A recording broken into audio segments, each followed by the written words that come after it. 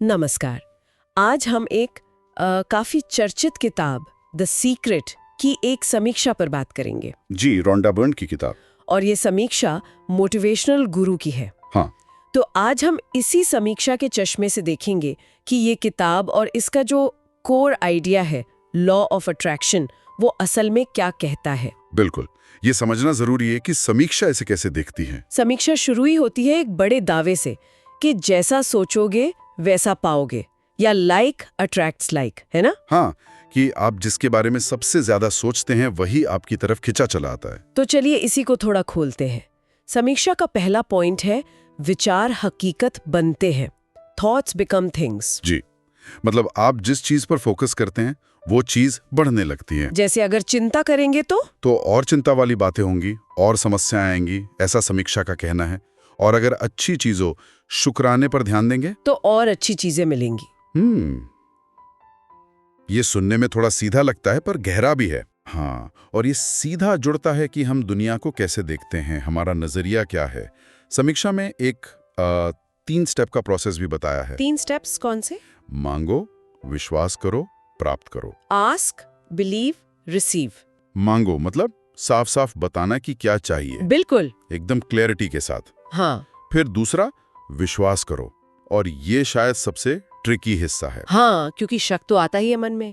कैसे करे विश्वास? समीक्षा कुछ कहती है इस पर? वो कहती है कि विश्वास मतलब सिर्फ उम्मीद नहीं, बल्कि एक गहरा यकीन, जैसे वो चीज मिल ही चुकी है। अच्छा।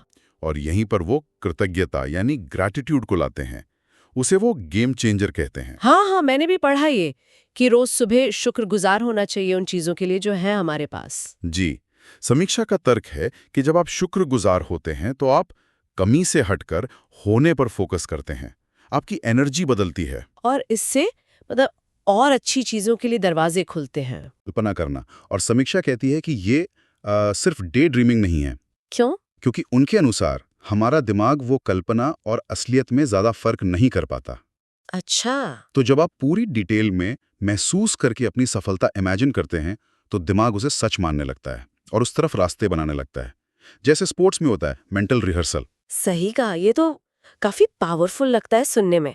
लेकिन क्या समीक्षा मानती है कि लोग इसकी आलोचना भी करते हैं? हाँ बिल्कुल, समीक्षा इस बात को मानती है कि कई लोग कहते हैं कि द सीक्रेट बहुत ज्यादा सिंपल है या शायद अवास्तविक। तो फिर सवाल उठता है कि बैलेंस कहाँ है? क्या सिर्फ सोचने से सब हो जाएगा? नहीं, यहीं पर समीक्षा एक जरूरी बात जोड़ती है क्या? कि असली सीक्रेट सिर्फ सोचना नहीं है, बल्कि पॉजिटिव सोच को जबरदस्त एक्शन के साथ जोड़ना है। एक्शन मतलब मेहनत। हाँ, ठोस कदम उठाना। सोच और कर्म दोनों साथ में, बिना एक्शन के सोचना वो तो बस एक सपना रह जाएगा। अच्छा, तो ये कॉम्बिनेशन जरूरी है, सोच प्लस एक्शन। बिल्कुल, यही असली संतुलन है समीक्षा के मुताबिक। तो ये किताब एक तरह की वेकअप कॉल हुई। हाँ, समीक्षा तो यही कहती है, ये याद दिलाने के लिए कि हमारे विचार हमारे हाथ में हैं और हम उन्हें सही दिशा दे सकते हैं और फिर उस पर काम कर सकते हैं।